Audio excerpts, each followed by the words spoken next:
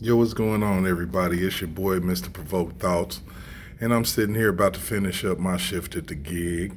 I'm not doing a live tonight, so I thought I wanted to just get an opportunity to holler at y'all about a few things that, I've really been seeing, and I just kind of want to communicate it without being on a panel or anybody, interjecting their view. Now, one thing that I have been saying about this whole situation with Donald Trump and, everything that has happened to him, that it is a level of divine intervention, the likes of which I've never seen before in my personal life. Um, I've had, and I'm sure all of you all have had, your level of close calls and anything like that. And one thing that you know is that when it's not your time to go, God ain't finna take you.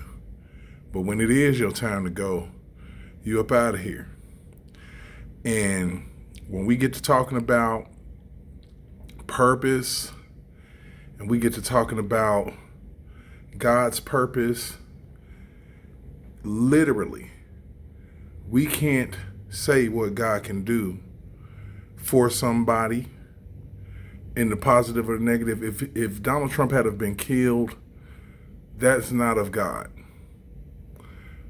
It is not God. If Donald Trump was not here today, it is not of God. Beautiful cities like this would be in shambles. Beautiful skylines like this would crumble, And we have to do better. We got to do better, and we have to, absolutely have to see through all of this hatred that is across the country just because you don't like an individual's opinion, just because you don't like who they like as a candidate for president or a candidate for school hall guard, okay? What are we teaching our children? That it's all right to hate. It's all right to maim. It's all right to kill. It's all right to do all of these things in the ire of, or just because you do not like an individual. We need to grow up.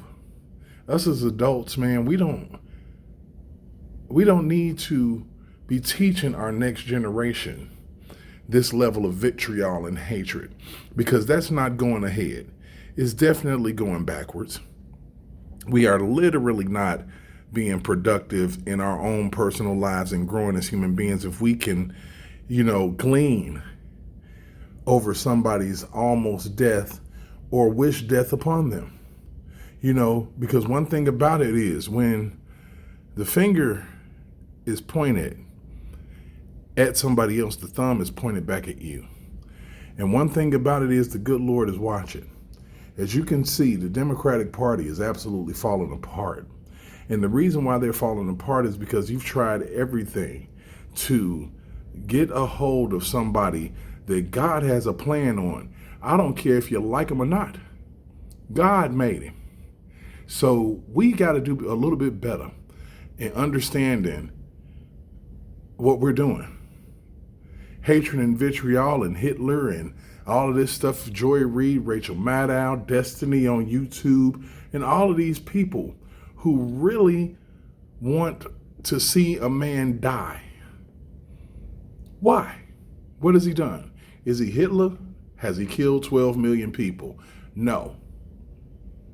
You want to talk about an op-ed that he wrote back in the 80s about a situation with the Central Park Five. Is that worth him dying over? Black people, Project 2025 is a myth. I need you to stop believing the media, because the same media that's dogging out Donald Trump is the same media that if you got shot by a cop, they're going to make you look like the person who deserved to get shot. This is actually what they do to us. They try to make it seem like we deserve to get shot. So let's pay attention, everybody, to what's really, really happening. The media is literally trying to make it seem like that Donald Trump deserved to get shot. If he had gotten killed, they would act like he deserved to get killed, because that's basically what the media does. They will sit up here and the person that they don't like or they want to vilify, regardless to whether you died or not, they want to make you look horrible.